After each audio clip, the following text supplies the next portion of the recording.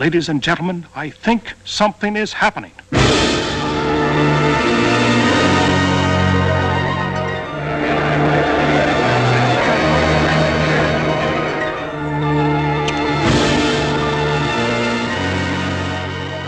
You may know him best as the child star of the classic science fiction film The Day the Earth Stood Still, or as Bud Anderson on TV's Father Knows Best. But Billy Gray is more than this. He's also an inventor.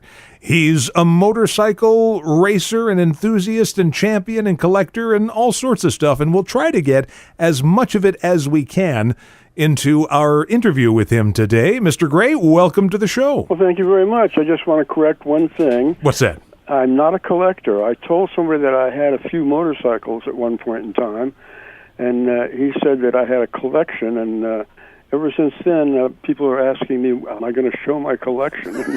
It's just a bunch of old bent parts is all it is, basically. Well, next time there's a bent part convention somewhere, you can show them off. You know, I want to start with your inventions. Was this something that was a passion of yours in your boyhood? Were you somebody who was always tinkering with things? Exactly. My mom told me at one point that she would bring something home, and it wouldn't be long before it was all apart. And maybe not back together again either. Right. But yeah, it's always been an interest of mine. I've been a tinkerer forever. So you're something of an idea man. In other words, like how can we make this better? Exactly. You took the words out of my mouth. That's my motivation. Is can it be simpler? Can it be better? Well, I just want to mention some of these that are on your website, billygray.com. You've got a selection of guitar accessories you've created. Yeah, now the way I got into that was my partner in business is a guitar player, and I've known him for, we met 50 years ago or so. Right. And he was going to teach guitar, and I took some lessons and I couldn't really handle it, and one thing led to another. I never really learned to play guitar, but we stayed friends, and over the years he's come up with little problems that he's seen with guitars, and we talk about them, and I try and work out some fixes, and I build the prototypes, and he tests them out and sees if they work or not. And then we try and sell them. So, in other words, there's no lost Billy Gray album floating around somewhere. No, it definitely isn't. The blues guitar work of Billy Gray. No, I almost know 2 chords, but that's about it.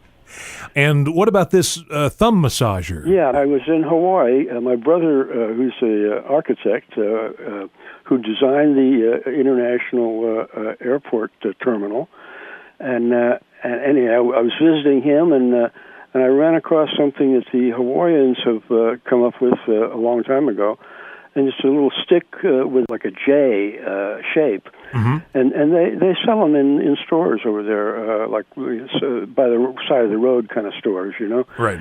So I got one, and then I said, well, I can improve on this. So I started having people bend up tubes in configurations that fit ergonomically fit your body, you know. And so, right. So it looks pretty simple. It's just in the shape of a J, basically, but there's a few little subtleties to it that make it very effective. And one of them is that at the end it sticks in your back. There's a little flat section, a straight section. It doesn't continue its radius. It goes straight for the last 2 inches, and that allows you to actually rub rather than digging in. Because if you have like there's several back massaging devices on the market, and they usually have a little ball end on them. Right. And you can't really massage with a ball end because if you put any pressure on it, it just kind of digs in. So this little straight feature makes it actually effective as a massage device.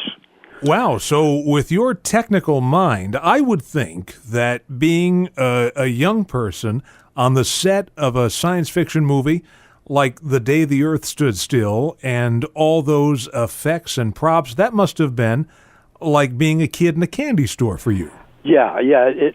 It really was not specifically that picture, which I am extremely proud of, and it's just the highlight of my acting career for sure. But just being around the industry, it helped me because there's all kinds of technical stuff with lights and sure, and the camera has a dollies and all kinds, lots of interesting stuff, and so I really did gain from being exposed to that industry early on. Like I started at 5, so I really have a lot of experience in being around the set, so to speak. And you were basically a veteran by the time you were doing The Day the Earth Stood Still. Yeah. I got a whole bunch of small parts, call them bit parts, when I was young. One-liners or even no lines. Just stand there basically. And I did, dozen scores, probably 20, 30, 40, 50, maybe less than 100 probably, but all small parts. And then I started, when I was 7 or 8 or 9, I started getting a little bit larger parts, and by 10 I was getting pretty good size parts, and I got a couple that are still shown on TV now. With Doris Day, I played her little brother in By the Light of the Silvery Moon and yes. Moonlight Bay, and they were very successful. I don't see them anymore, but for a while there, they were showing on a regular basis. They might pop up on TCM once in a while. Yeah, right, yeah. And how was she to work with? I don't know if you remember much about... Oh, I do. Oh, yeah? Just a wonderful lady. As a matter of fact, there was a comparison between her and... I mean, most of my scenes were with her or the family, but there was another... Gordon McRae was the male lead, and he kind of just went to his dressing room after shooting and wasn't really one of the gang on the set. But by comparison, she was, just a regular person, and not. I understand. I found out later that Gordon had a little problem with drinking, and I think maybe that had something to do with it. But I don't really know that. But that's what I've heard. But she was just incredibly outgoing, and couldn't have been more normal people, so to speak.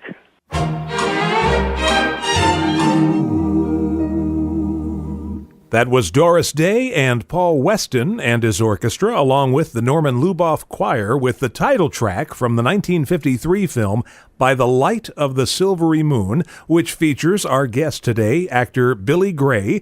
And I'd like to ask you about another actress you worked with, same year, 1953, All I Desire, with Barbara Stanwyck. Do you remember anything about her? Yeah, I do. I had a nice...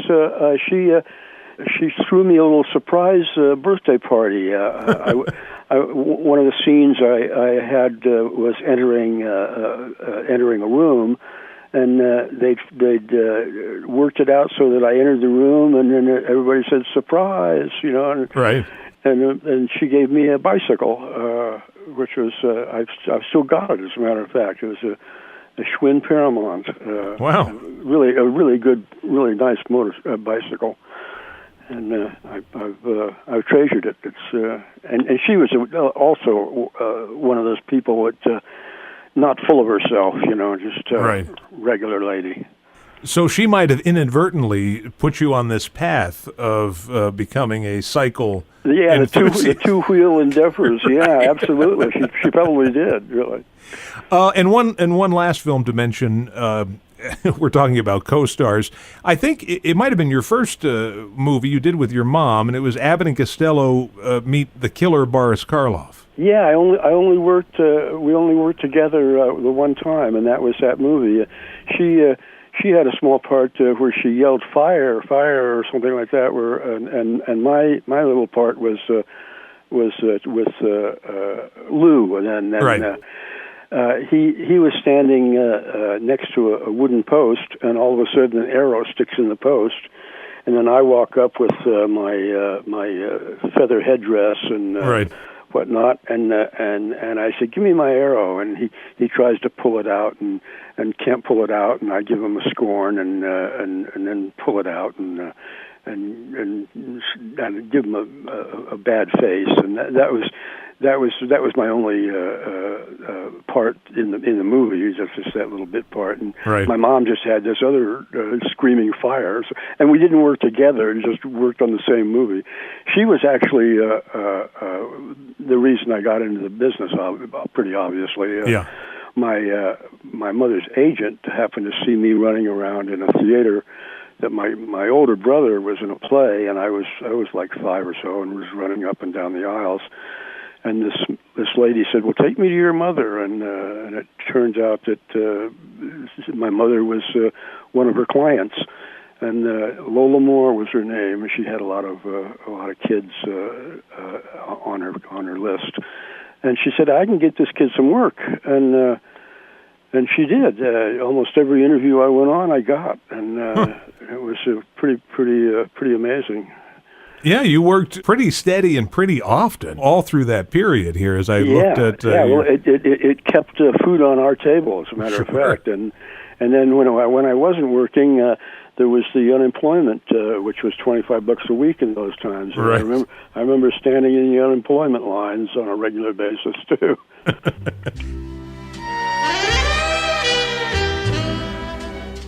That was Doris Day again with Hooray for Hollywood, 1958, right here on the Vintage Rock and Pop Shop. We'll be back with our guest today, Billy Gray, right after this charming retromercial.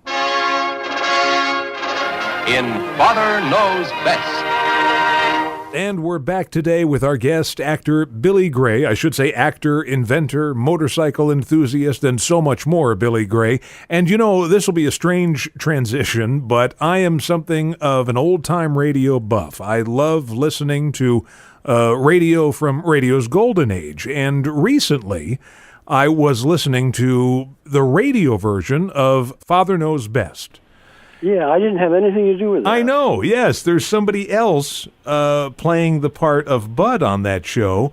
Yeah. And what was more interesting to me, though, is that the character of Jim Anderson is like a totally different guy. He's sort of he's like grouchy and sarcastic, almost like Al Bundy on Married with Children. So they clearly made a big switch when they went to tell it, not just cast, but the whole tone of the show. Well, you know, and there's another little factoid that isn't well known, and I think is critical. Is that the radio show? The title was Father Knows Best ? And when he was it was Bob's show. He thought up the whole thing and right. had a partner in it who produced it.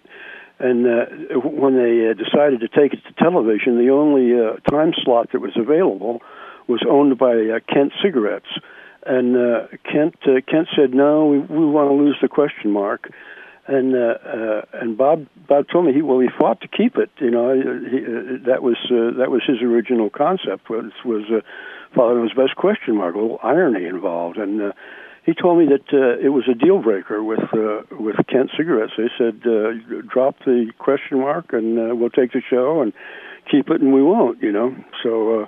He dropped the question mark, which turns the whole concept on its head. As a declared a statement, Father Knows Best. Well, that wasn't his idea at all. Right. So that's why people send me pictures to sign and whatnot, and I always sign "You Know Best" on them.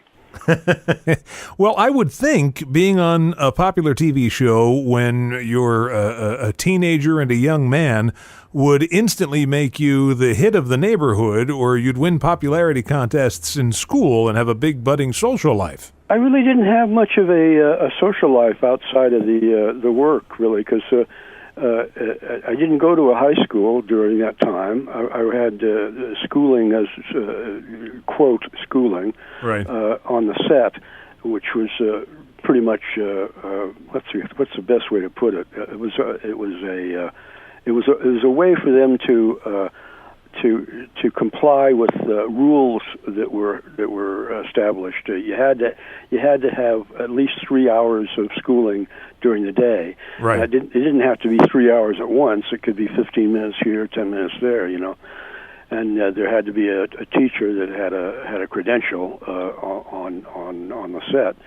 But other than that, it really wasn't school. It was just a way of them complying with the law, basically. So I didn't really have much of a high school romantic experience. I was just working basically most of the time. But at that same time, that's when you really started your interest in motorcycle racing, wasn't it? Actually, I did, yeah. I got my first motorcycle at 15, which was just a little before, I think. or right about the same time. And I raced that one. It was a drag bike, a 650 Triumph, and I took it to the drags every weekend, and for a couple of years, until they found out that I was doing that on the weekends. And I forget what kind of pressure they put upon me at the time, but they said, no, you can't do that. Yeah, I was thinking that you were a valuable commodity to that show, and if you had gone over the handlebars. Yeah, right. Well, there's a little irony in that one too, because they didn't mind me. I got another motorcycle, and I drove to work on my motorcycle, which was way more dangerous than at the drag strip. Right. But that was where I got started in motorcycle racing, was the drag racing, and then I happened to see this thing called Speedway. It was when I was like in my 30s, or not quite, just almost 30. I saw it and said, "Hey, I think I can do that." And I've been riding bikes all the time. I took that drag bike and I rearranged it in such a way for hill climbs, and so I would take my bike to there's a place out here called Baldwin Hills, and it had all kinds of hills all over the place, and I'd trailer it down there and then just go up and down the hills, and for I did that for years, and but I didn't actually do it professionally. And then when I saw this Speedway thing, I said, well, I think I can do that. So I took my bike and tried to arrange it in such a way that for Speedway, but that you couldn't really do it because a Speedway bike is kind of built just for that. The forks are almost straight up and down, and it allows you to throw the rear end around like a sprint car. If anybody's ever seen a sprint car, they come in down the straightaway and then they back into the turn, basically, throw their rear end in, and that's the same technique that you use on a Speedway bike. So I could approximate it on a regular bike, but I couldn't really accomplish it. And then I ran across somebody who knew somebody who knew somebody, basically, and they let me try out their Speedway bike, and I started doing that when I was about 30, and did it for 20 odd years. Yeah, there's a great video on the front page of your website of you winning this race, and you get a big standing ovation. Yeah, and I think I'm about 50 right there, as a matter of fact. I got into the top 10 basically a couple of times, but I had some wonderful races. I had this one race with the guy who really was the best, Mike Bast, who was 6 times national champion, and it was just unbeatable, basically. And I had a race with him where I passed him 7 times, and he passed me 7 times. We went back and forth. The races were only 4 laps. Right. And so in each turn, he would do this big slide job on me, and then I'd come underneath him and pass him coming out of the turn, and then he'd pass me going into the turn. It was a perfect race, and fortunately, I was able to hold my mud and made the last pass and beat him for the main event. Wow. But that's the highlight of my Speedway is beating Mike Bast. Right. Nobody in the world has ever passed Mike Bast more than once, and I passed him 7 times. Well, you've got certainly a lot of highlights. As we talked about today. It's been a great joy to speak with you, and I feel as if we only scratched the surface. There's probably so much more, but I appreciate your time today. Okay, and if you want to talk politics, we can we can do a whole other one on that one. Okay. Oh, are you running for office? No, but I sure can't tear myself away from the screen. Right. I mean, just every day there's some new revelation. It's like a reality show, only it's real, you know? Right. Yeah, I know it's the only reality show that is real. No kidding. Yeah. Thank you so much. You have a great rest of your day. Thanks, you too. All Bye. right, bye-bye.